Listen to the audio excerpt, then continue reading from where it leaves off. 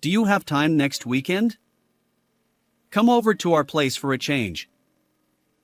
I accepted my son Paul's invitation and looked forward to that day. However, on that day, I received a text from Paul. He had an urgent matter but assured me he'd be back soon, so he wanted me to relax there in the meantime. I took a train and a taxi, finally arriving in front of their house. But when I pressed the intercom, the door didn't open immediately. Eventually, my granddaughter Rose appeared. "Hi, Rose!" She urgently motioned for me to come closer. Just a moment, come this way. Ha! Just a moment? For some reason, Rose seemed flustered and pushed me into the storeroom. Grandma, escape through the back door quietly so Mom can't find you.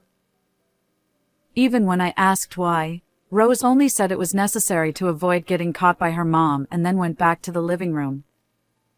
I assumed we were playing hide-and-seek and decided to stay put. Just then, my son's wife, Lynn, emerged from the bathroom right in front of the storeroom. Rose, hasn't your grandma arrived yet? Not yet. Lynn clicked her tongue and started making a phone call. That hag hasn't shown up at all. Can't even keep time. It's the end for her. It's time for the generational shift, I suppose. Wait, was she referring to me as that old hag?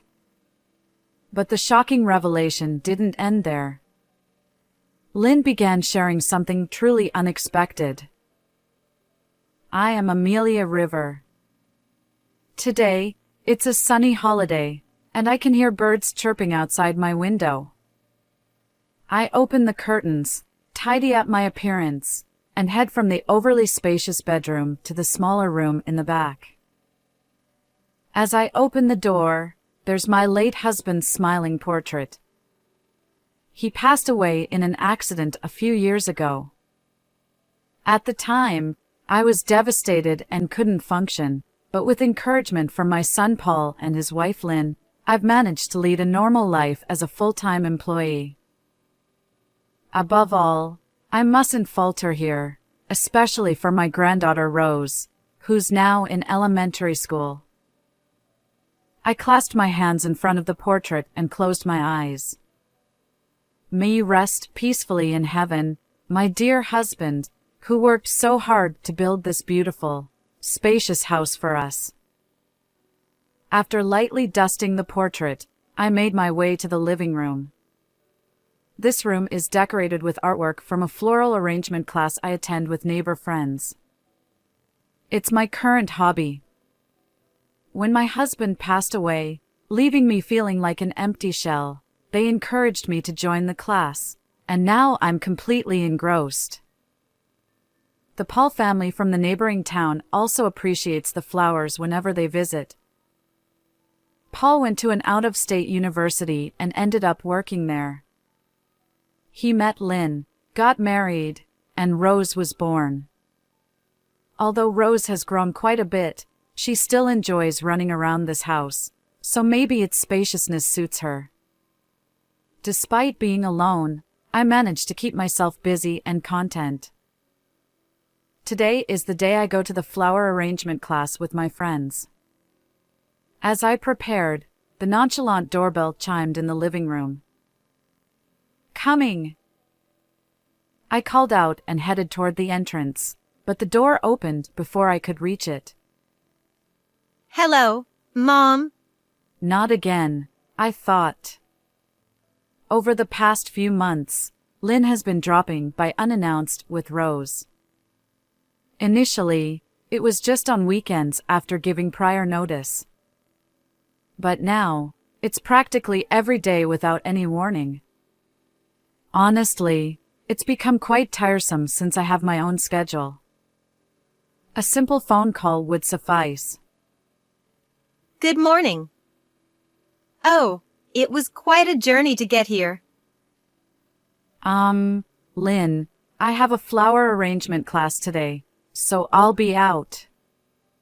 Sorry, but will you go back home today? I hurriedly stopped her from entering the living room. If she thinks it's too far, she could just not come. Oh, don't worry about it. I'll watch the house as usual. But... Sure, I'll lock up. Oh, is there something for lunch? Without bothering to listen to my words, Lynn forcefully entered the room. My granddaughter Rose, on the contrary, was apologetic and followed Lynn inside. Back when she used to admire the flower arrangements with such enthusiasm, it was endearing to see Lynn watching her. But how did things take this turn? Listen, Lynn, I've said it many times. Please give me a heads up before coming over. Lynn replied nonchalantly. Well, since I'm here anyway, it'd be more trouble to notify you. I don't want to deal with such bothersome things. She confidently sat in the middle of the sofa, eyes glued to her smartphone. She'd show up at my house like this, lazy and leaving meals to others. Rose even offered to help, her voice trembling. I don't want to be a nagging mother-in-law, but my patience has its limits. Oh, well, anyway, I'm heading out now, so you should go home. What? We've come all this way. It's terrible to turn us away. I've told you repeatedly to give me notice. I replied. Lynn leaned in toward Rose and said, Rose must be tired too, right? She smiled, but there was something cold in her eyes. Rose hesitated for a moment and quietly replied yes. See? Your adorable granddaughter agrees. Can't we be a little more accommodating? In the end, Lynn prevailed, and I was left with the two of them. When I met up with my friends and held flowers, I couldn't concentrate. Irritation toward Lynn aside, I couldn't forget Rose's expression from earlier. My friends noticed something was wrong and asked what happened. I shared the story, and one friend suggested I talk to Paul about it. So, I decided to call Paul on my way back. Hi, Paul. Do you have a moment? Sure, Mom. What's going on? It's about Lynn. And so, I told Paul about how recently both Lynn and Rose have been visiting frequently, without giving any prior notice, and how Rose seems down. Initially, Paul was surprised, but he listened attentively and apologized sincerely. I'm sorry, Mom. I had no idea. I'll talk to Lynn and make sure she doesn't come over without notifying you. I promise. Thank you. But what's going on with Rose? Honestly, I have no clue. Whenever I'm around, Rose is cheerful and behaves well. She doesn't seem like what you described. I see. Maybe it's only when she's with Lynn. I don't know the reason, but I'll keep a close eye on them and try to avoid leaving them alone together. Yes, that's a good idea. We wouldn't want anything to happen to Rose. Well, school will start soon, so they won't be alone as often. If anything comes up, I'll let you know. Take care. So I ended the call with Paul and headed home. Upon arriving home, there was no sign of the two of them. Had Paul called in a hurry, prompting them to leave? The room was in disarray, open snacks, half-drunk cups, and chaos everywhere. Normally, it's tidier, but this scene made me sigh. Yet, Knowing they wouldn't visit without permission anymore brought some relief. Over the next few weeks, Lynn didn't show up.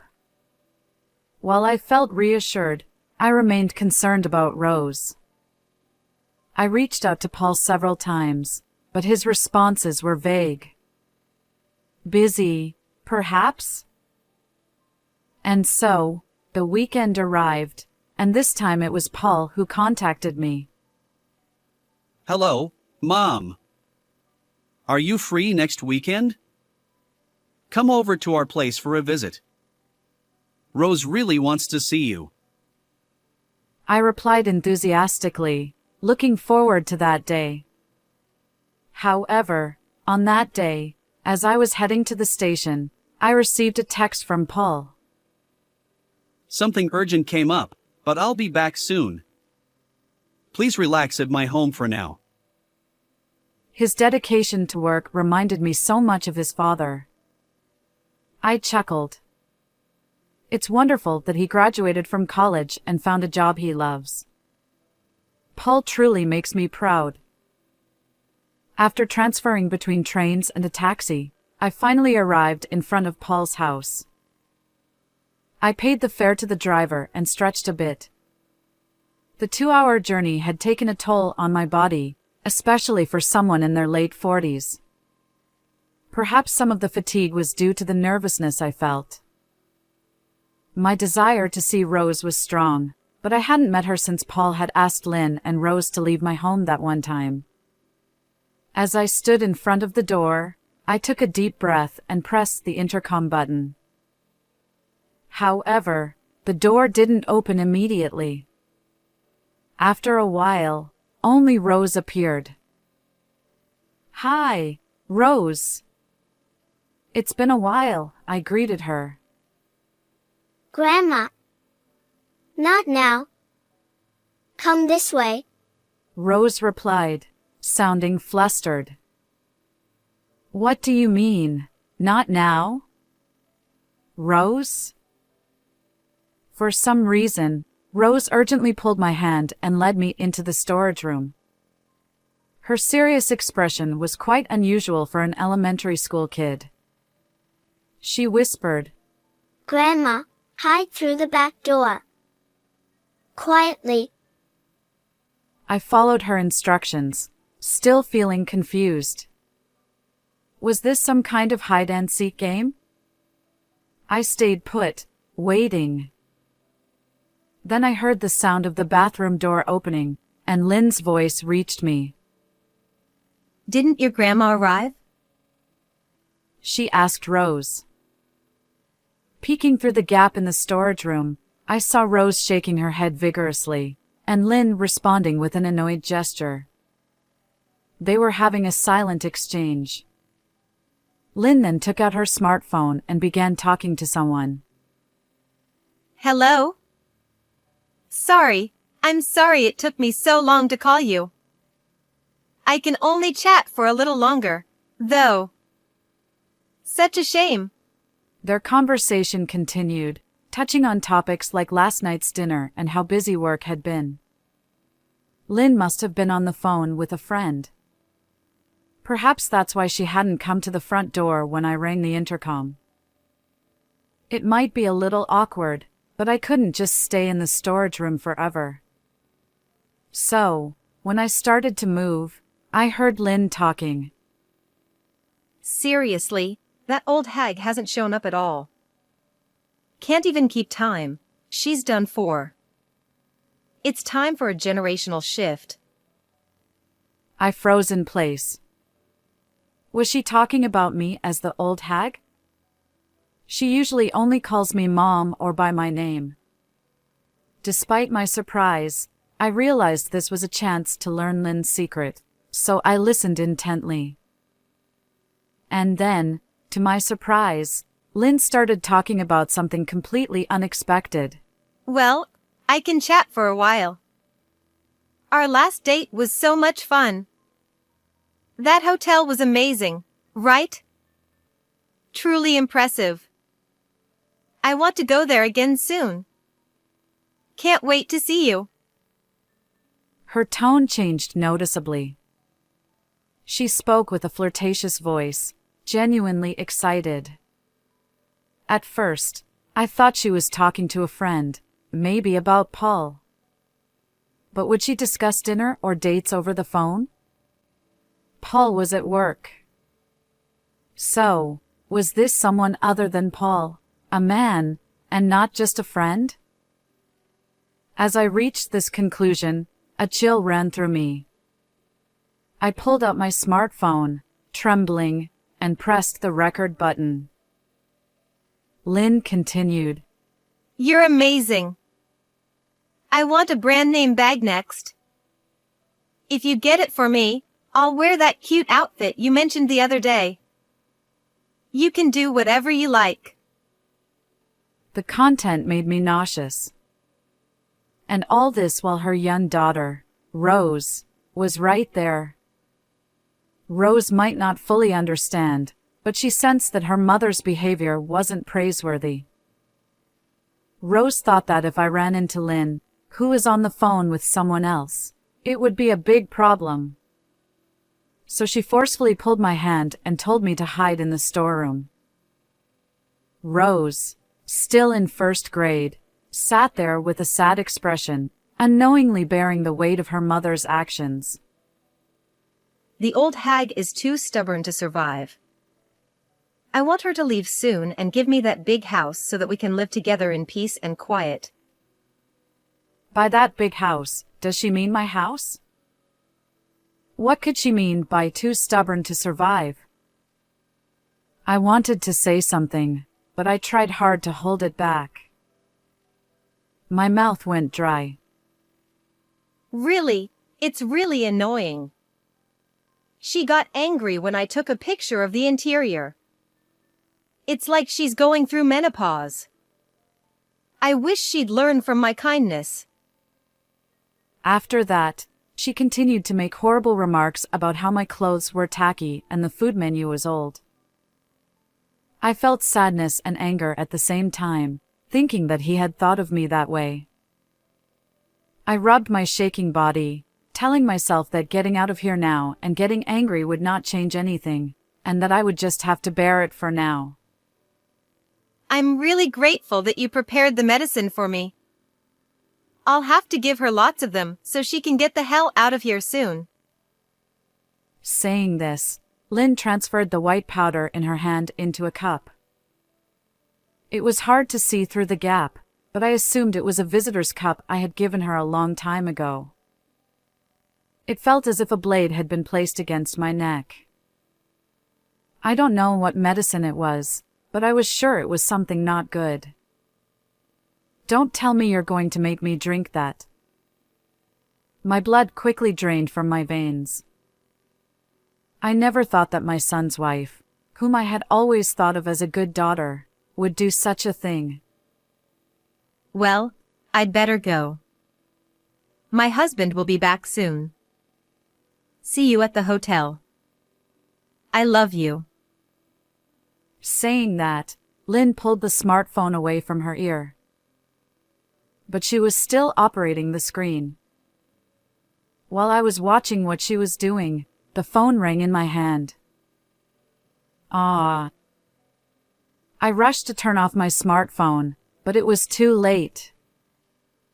Mom, did you hear that by any chance? The door to the storage room was opened, and I involuntarily covered my eyes from the sudden glare. Slowly, I looked at Lynn's face in front of me and saw the same cold smile she had shown Rose that day. It was the first time I had ever been afraid of a woman's smile, much less that of a member of my own family. What are you talking about? I just got here a few minutes ago. I tried to argue in a trembling voice, but it would have been pointless. You heard it, didn't you? With a stern voice, Lynn closed the distance between us step by step. I resigned myself to the truth and decided to speak honestly. I stepped out of the storage room and faced Lynn. Yes, I heard. What exactly is going on? Are you having an affair? I mustered the courage to confront her. Honestly, I was trembling with fear, but I needed to confirm the facts. My body tensed up, and my palms grew sweaty. Honestly, why are you taking this so seriously? The person I was talking to earlier is just a friend. It's all a lie. Please forget about it. Lynn laughed through her nose, deliberately making it seem forced. But it can't be dismissed as a joke. I heard the entire conversation earlier. You only heard my voice, didn't you? You can't possibly know who the person on the other end of the phone was. Accusing me of having an affair is harsh. Then who are you talking to? Look, it was just a friend. Can we drop it now? She answered with annoyance and immediately picked up her smartphone, not even sparing a glance in my direction. Despite the conversation content making it clear that it wasn't just an ordinary friend, I felt underestimated. Well, what about the negative comments you made about me earlier? Was that a joke too? I never said anything like that. Your paranoia is off the charts. Cut it out. Do you have any evidence? Well, without evidence, stop making baseless accusations. I'm not having an affair. at that moment, when Lynn stated it firmly, Don't lie. Paul! the front door swung open forcefully, and Paul appeared. After glaring at Lynn, Paul gave me a subtle nod and turned toward Rose. Taking it as a signal, I hurried over to Rose, who looked surprised. I held her gently, and she began to cry softly in my arms. Her body that used to be so warm now felt unbelievably cold. Oh, how much pain had this kid endured until now? Regret washed over me. I wished I had noticed sooner. Why did you come back suddenly? How's work? Lynn, let's stop this. I already know everything. Your affair, your interest in Mom's house, and even the fact that you've raised your hand against Rose. What evidence do you have to say such things? Mom sent me a video. Paul manipulated the smartphone he held. You're amazing. I want a brand name bag next. If you get it for me, I'll wear that cute outfit you mentioned the other day. You can do whatever you like. And there it was, the same line Lynn had just spoken. Yes, I had been secretly recording videos, and I had just shared one with Paul. Having already finished his errands, Paul had rushed home and timed his entrance perfectly. You were filming all that? You're joking, right? He's just a friend. Just a friend. Ha!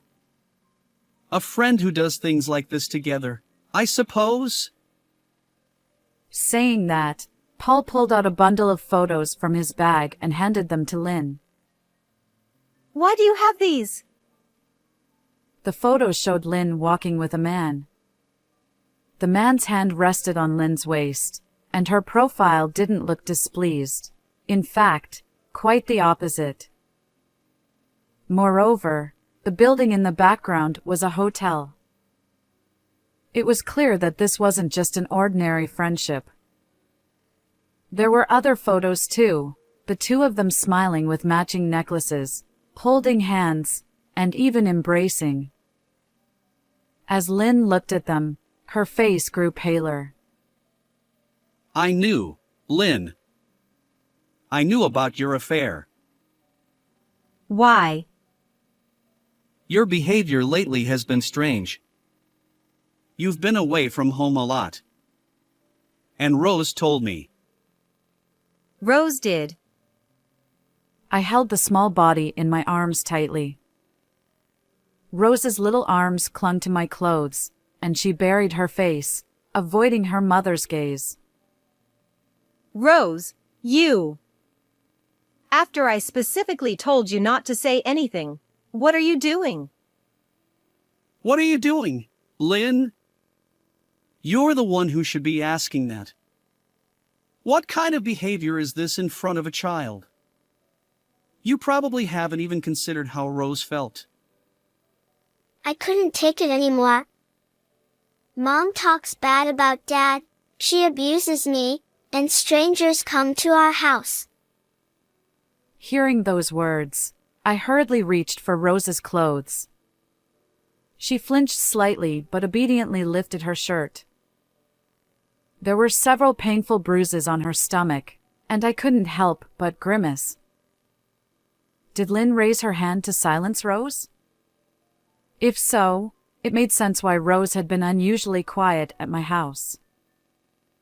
Rose, could this be? Rose nodded faintly in response to my question. Seeing that, Lynn glared at Rose. Paul stepped in front of Lynn, shielding Rose from her gaze completely. I couldn't believe a mother would do such things to her own child. The night Lynn went to the hotel with that man, Rose tearfully confided in me. So I hired a detective. Today, I was getting an update on the progress. What? A detective? Yeah, we had a thorough investigation. Seems like the guy is a pharmacist.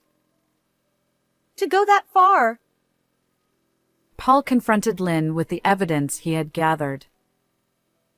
Already sensing something was wrong, he had consulted a detective.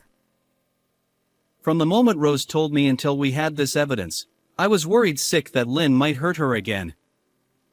It felt like my heart was being torn apart. Paul's face looked agonized. Discovering that someone he loved had betrayed him and harmed his precious treasure must have been unbearable for Paul during these past few days. But Rose assured me she was okay. This little girl supported me. And now we have solid evidence. I thought he had invited me over today for Rose's mental well-being. For Rose, her mother had become nothing more than a source of fear. Paul turned toward me and bowed deeply. Mom, I'm truly sorry for involving you in all of this. It's okay. Both you and Rose have been incredibly strong, I reassured him. This was undoubtedly their true feelings. Rather than apologizing to me despite their own suffering, I felt proud of Paul for being able to do so. Thank you. Paul wore a genuinely apologetic expression, but there was also a hint of relief in his eyes. More importantly, something caught my attention. You mentioned that the other person is a pharmacist? Huh? Yeah, he's quite well known in the industry, apparently. Earlier, Lynn put something like medicine into that cup. Could it be? Paul rushed to the table. He overturned the cup, and white powder scattered across the floor. What is this, Lynn? I got it from that boyfriend of mine. For what purpose? Well, to get rid of this old hag, of course. It's obvious. I want to move in with him to that big house soon. Neither you nor the child are needed. Lynn, who had seemed resigned and disheartened just moments ago, suddenly raised her voice. She grabbed the fallen pills and approached me with a menacing look. Take this already. Come on. I held Rose even tighter, shielding her from Lynn. But Lynn's arm pushed me aside, and she climbed on top of me. I struggled, but against Lynn's taller frame, I had no chance. Paul also tried to pull Lynn away, but before he could, Lynn's hand holding the pills was right in front of me. Stop! Just when I thought it was hopeless, a young voice echoed. Mom, stop already. You can hit me if you want. You can do anything to me. Just don't hurt Grandma. Rose. Lynn froze, turning her attention toward Rose. Rose stared straight back at Lynn, her legs trembling like a frightened fawn. I love you, Mom. You used to be so kind. But I don't like you these days. I don't like the way you treat Grandma. Please go back to the way you used to be. Rose had been holding back her voice until now, but she finally raised it and burst into tears. She crumpled her face, releasing all the pent-up emotions. Lynn witnessed the scene and opened her mouth to say something, but instead, she sank to the ground as if resigned. No matter how wicked a mother's actions might be, they are vulnerable to a heartfelt cry from their kid. I've called the police now. That medication must be dangerous. They'll investigate it properly. We'll get more details through the police. Paul put his smartphone back in his pocket and lifted Rose, who was still crying. He comforted her by patting her back. Rose knew about your behavior, but she didn't tell me because she thought it would make me sad. The day she told me, she also said, "I'm sorry, Dad." Think about what that meant. Rose. Lynn reached out to pet Rose's head, but stopped halfway. It was probably for the best. She had learned firsthand how a morally compromised mother could affect her kid. In the days that followed, a detective hired by Paul provided irrefutable evidence of Lynn's infidelity. Initially resistant to divorce, Lynn eventually accepted it, and both she and her lover were arrested. They were going to murder me, inherit that house, and then do the same to Paul, and then remarry in the clear. Their greed had driven them to commit a crime. Well, even if they paid for their sins, the alimony and child support would wipe out their inheritance and income, making it impossible to live in a mansion. The medication they tried to force on me turned out to be harmful, as suspected. The male pharmacist had apparently taken it without authorization. If I had taken it, perhaps I would have gone to my husband after all. When I jokingly mentioned this to Paul, he replied, "Mom, I'm really sorry about this. Hey, how about living with us from now on? Being alone must be tough for you, especially for Rose's sake." Now, in addition to the colorful flowers, I live with my loved ones. The overly spacious house was quickly filled with the two's belongings, and there was no trace of the lonely space. Today, as always, I kneel in front of my late husband's photograph in the small room. It seems I'll be joining him in heaven a little later. Right now, I'm incredibly happy. Will you forgive me, darling? I talked to him in the photograph. From the window of the small room, I can see Rose playing energetically with Paul. I suddenly recall that day, the day Rose did her best to protect me, defied Lynn, and thought so much about Paul. After the incident, there were nights when her emotions were unstable, and she would burst into tears. But now, she's a cheerful first grader, back to her old self. I've made a strong vow to protect this kid. I'm sure Paul feels the same way. Grandma, get that ball. Sure, dear. I step out into the yard, ball in hand, heading toward Rose. She giggles, her pure smile directed at me. I can't help but pull her into a tight hug. Her warm body feels different from that day, a profound happiness envelopes me. How did you find this story? Don't forget to subscribe to the channel. Until next time in the next video.